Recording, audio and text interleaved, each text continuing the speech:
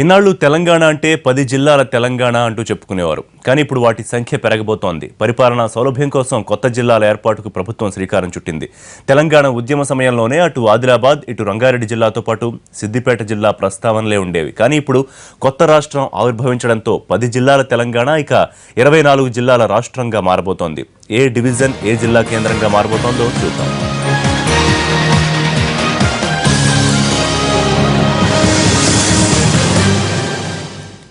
తెలంగాణలో జిల్లాల పునర్విభజనకు ప్రభుత్వం గ్రీన్ సిగ్నల్ ఇచ్చింది. దీనికోసం 5 ఉన్నతాధికారులతో కమిటీ వేసింది. ఇన్నాళ్లు ప్రతిపాదనలకే పరిమితమైన జిల్లాల పునర్విభజన ఇప్పుడు గాడిన పడబోతోంది. అయితే జిల్లాల ఏర్పాటుతో పాటు అధికార వికేంద్రీకరణ కూడా జరగాలంటున్నారు విశ్లేషకులు.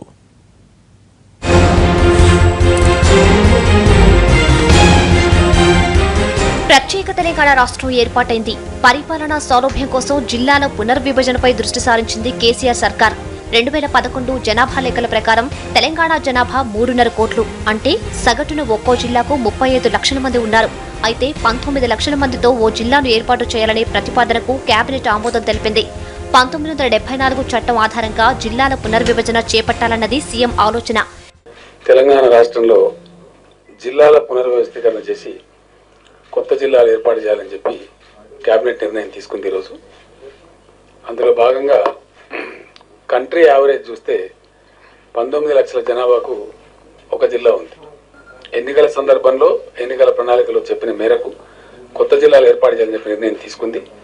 చీఫ్ సెక్రటరీ అధ్యక్షతన రెవెన్యూ సెక్రటరీ మరొక 2 సీనియర్ సెక్రటరీస్తో నలుగురితో కలిపి ఈ విషయం పరిశీలన చేసి అర్జెంటుగా ప్రభుత్వానికి నివేదిక ఇమ్మని చెప్పి ఆదేశించడం జరిగింది.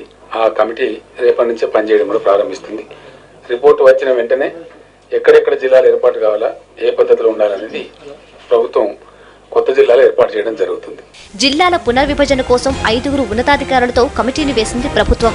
గతంలో ఇతర రాష్ట్రాల్లో జిల్లాలను ఏ ప్రాతిపదికన ఏర్పాటు చేశారో తదితర అంశాలను ఈ కమిటీ పరిశీలిస్తుంది.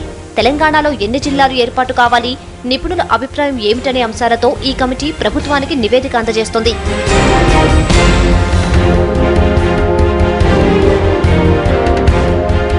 తెలంగాణ ప్రత్యేక రాష్ట్రంగా ఏర్పడిన తర్వాత 10 జిల్లాలను పునర్విభజన చేయాలనే మాట వినిపిస్తూనే ఉంది. ప్రస్తుతం ఉన్న 10 జిల్లాల్లోనూ 24 జిల్లాలుగా మార్చాలన్న ప్రతిపాదనలు ఉన్నాయి. దేశంలో జిల్లాల ఏర్పాటుకు సగటు జనాభాను పరిశీలిస్తే 19 లక్షల మందికి ఒక జిల్లా చొప్పున ఏర్పాటైంది. కానీ తెలంగాణలో సగటున జిల్లాకు 35 లక్షల జనాభా ఉంది. పరిపాలనా సౌలభ్యం కోసం జిల్లాలను పెంచాల్సిన అవసరం ఉందంటున్నారు నిపుణులు. విద్య, వైద్యం వంటి వాటికి జనం జిల్లా కేంద్రాలకే వెళ్లాల్సి వస్తోంది. జిల్లాల సంఖ్యను పెంచితే వసతుల కల్పనతో పాటు అభివృద్ధి వికేంద్రీకరణ జరుగుతుందన్నది వాళ్ళ సూచన. ప్రభుత్వం అంటేనే ఏదైనా దగ్గరగా ఉండడం. అసలు ఈ రాష్ట్రం ఏర్పడిందే మేము చిన్న రాష్ట్రం అయితే మేము చింతలు లేని రాష్ట్రం అని భారతీయ జనతా పార్టీ చెప్పినా కానీ, తెరాస చెప్పినా కానీ, చిన్న రాష్ట్రం అయితేనే ప్రజల బాగోగులు ఎక్కువగా పట్టించుకునే అవకాశాలు ఉంటాయని. అటువంటి పరిస్థితుల్లో మీరు జిల్లాలను కూడా మీరు పునర్విభజన చేయకపోతే ఈ రాష్ట్రం ఏర్పడిందానికి అర్థం ఉండదు. దేశంలో చాలా రాష్ట్రాల్లో ఇప్పటికే జిల్లాల పునర్వ్యవస్థీకరణ జరిగింది. సమైక్య ఆంధ్రప్రదేశ్లో మాత్రం అటువంటి ప్రయత్నం జరగలేదు. చాలా చిన్న రాష్ట్రాల్లోనూ సమైక్య ఆంధ్రప్రదేశ్ కంటే ఎక్కువ జిల్లాలు ఉన్నాయి. కొన్ని రాష్ట్రాల్లో పార్లమెంటు సెగ్మెంట్ను సైతం జిల్లాగా మార్చిన సందర్భాలు ఉన్నాయి. రాష్ట్ర విభజన జరగడంతో జిల్లాల పునర్వ్యవస్థీకరణకు ఇదే సరైన సమయమని అంతా భావిస్తున్నారు. మనకు తెలంగాణ రాష్ట్రం మొత్తం మీద 10 జిల్లాలే ఉన్నాయి కాబట్టి మరి ఇప్పటికే 30-35 లక్షలకు మించినటువంటి జనాభా ఒక్కొక్క జిల్లాలో ఉన్నారు. కాబట్టి దాన్ని మరి పెంచి దాదాపు 23-24 జిల్లాలుగా ఏర్పాటు చేసేటువంటి ఆలోచనతో నిన్న ఒక నిర్ణయం తీసుకోవడం జరిగింది. అందులో భాగంగానే కరీంనగర్కి సంబంధించి జగిత్యాల కావచ్చు, తర్వాత మన మెదక్కు సంబంధించి సిద్దిపేట కావచ్చు, సంగారెడ్డి కావచ్చు, మంచిర్యాల కావచ్చు, ఇటువంటి భూపాలపల్లి కావచ్చు, కీలకమైనటువంటి ప్రాంతాలు ఏవైతే ఉన్నాయో వీటన్నింటినీ కూడా జిల్లా కేంద్రాలుగా ఏర్పాటు చేయాలనేటువంటి ప్రభుత్వ సంకల్పం నెరవేరబోతా ఉంది. జిల్లాలు ఏర్పాటయ్యాక కేంద్రం నుంచి జనాభా ప్రాతిపదికన నిధులు వస్తాయి. దీంతో కొత్త జిల్లాలకు నిధుల కొరత ఉండదు. అయితే జిల్లా ఏర్పాటుకు కలెక్టర్తో పాటు అన్ని సంస్థల ఉద్యోగులకు క్వార్టర్లు, ఇతర మౌలిక సదుపాయాలు కల్పించాల్సి ఉంటుంది. దీనికి 1000 కోట్ల రూపాయల వరకు ఖర్చవుతుందని అంచనా. తెలంగాణలోని జనాభా ఆధారంగా చూస్తే ఇప్పుడున్న 10 జిల్లాలకు మరో 12 కొత్త జిల్లాలను జోడించవచ్చని అంటున్నారు నిపుణులు. లేదా 4 నుంచి 5 నియోజకవర్గాలను కలిపి జిల్లా కేంద్రంగా ఏర్పాటు చేయవచ్చన్నది వాళ్ల సూచన.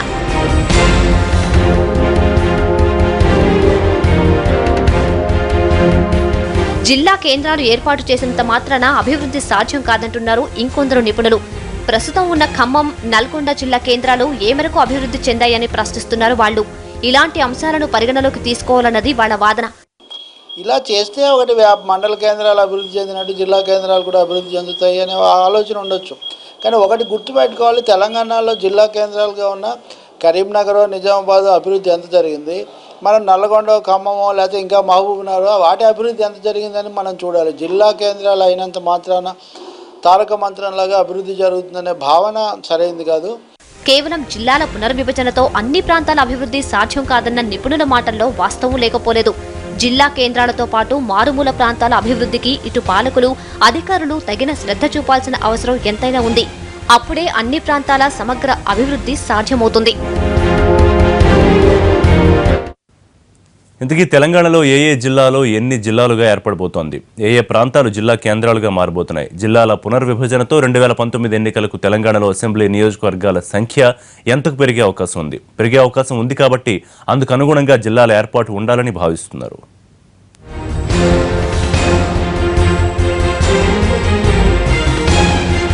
తెలంగాణలో ఇప్పుడున్న 10 జిల్లాలను 24 జిల్లాలుగా విభజించాలని భావిస్తోంది ప్రభుత్వం. ముఖ్యంగా నిత్యంగా రద్దీగా ఉండే రాజధాని హైదరాబాద్లో రద్దీ తగ్గించాలంటే చుట్టుపక్కల జిల్లా కేంద్రాలు పెంచాలని భావిస్తున్నారు. ప్రస్తుతం తెలంగాణ రాష్ట్ర జనాభా సుమారు 4 కోట్లు ఉంటుందని అంచనా. దీనికి అనుగుణంగా జిల్లాలను విభజించే ప్రయత్నంలో ఉంది ప్రభుత్వం. ఉత్తర తెలంగాణలో ఉద్యమాల ఖిల్లాగా గుర్తింపు పొందిన వరంగల్ జిల్లాలో 35,22,644 మంది ఉన్నట్టు 2011 జనాభా లెక్కల ప్రకారం చెబుతున్నాయి.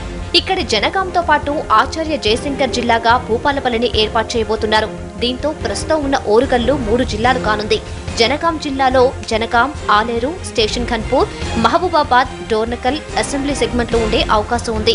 ఆచార్య జయశంకర్ భూపాలపల్లి జిల్లాలో మంథని, భూపాలపల్లి, ములుగు, నర్సంపేట ఉంటాయని సమాచారం.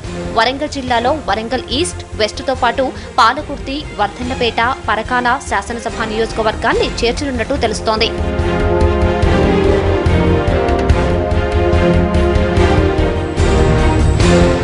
కరీంనగర్ విషయానికి వస్తే ఈ జిల్లా జనాభా 38,11,738 మంది ఉంది.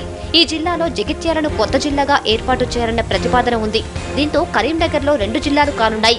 కరీంనగర్ జిల్లాకు కరీంనగర్, పెద్దపల్లి, రామగుండం, చొప్పదండి, హుజూరాబాద్ అసెంబ్లీ నియోజకవర్గాలుగా మిగులుతాయి. జగిత్యాల జిల్లాలో జగిత్యాల, కోరుట్ల, వేములవాడ, హుస్నాబాద్, ధర్మపురి నియోజకవర్గాలు చేరనున్నాయి. జగిత్యాలకు సంబంధించి ఏదైతుందో కరీంనగర్ జిల్లాలోని ఇది అతిపెద్ద డివిజన్ కేంద్రం.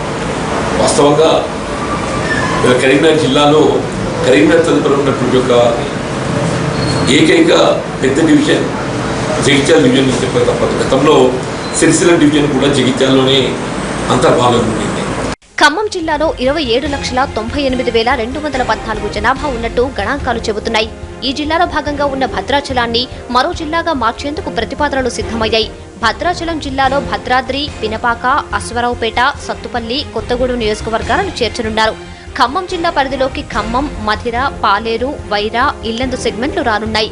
అయితే ఇక్కడ ఉన్న పోలవరం, ఏడుముంపు మండలాలను ఆంధ్రప్రదేశ్లో కలుపుతూ కేంద్రం ఆర్డినెన్స్ జారీ చేయడంతో భద్రాచలాన్ని జిల్లాగా చేయడం ఆచరణలో ఎంతవరకు సాధ్యమన్నది ప్రశ్న. నిజామాబాద్ జిల్లాలో 25,52,073 జనాభా ఉంది. అయితే ఈ జిల్లాలో నిజామాబాద్ స్థాయి పట్టణం మరొకటి లేదు. దీంతో ఈ జిల్లాను యథాతథంగా ఉంచే అవకాశం ఉంది. ఈ జిల్లాలో నిజామాబాద్ రూరల్తో పాటు అర్బన్ నియోజకవర్గాలు ఆర్మూర్, బాల్కొండ, బోధన్ సెగ్మెంట్లు ఉండనున్నాయి.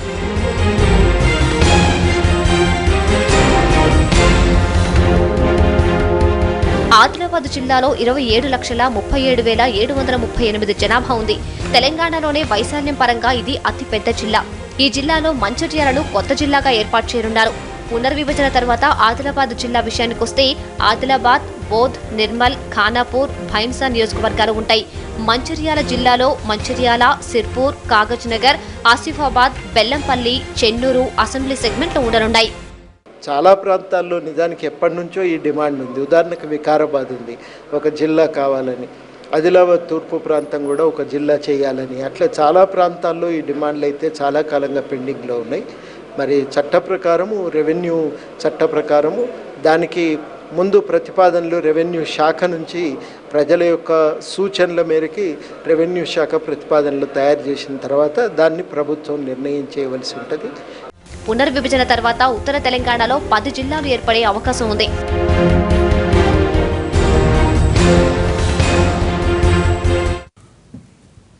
ఫోకస్లో షార్ట్ బ్రేక్ తీసుకుందాం.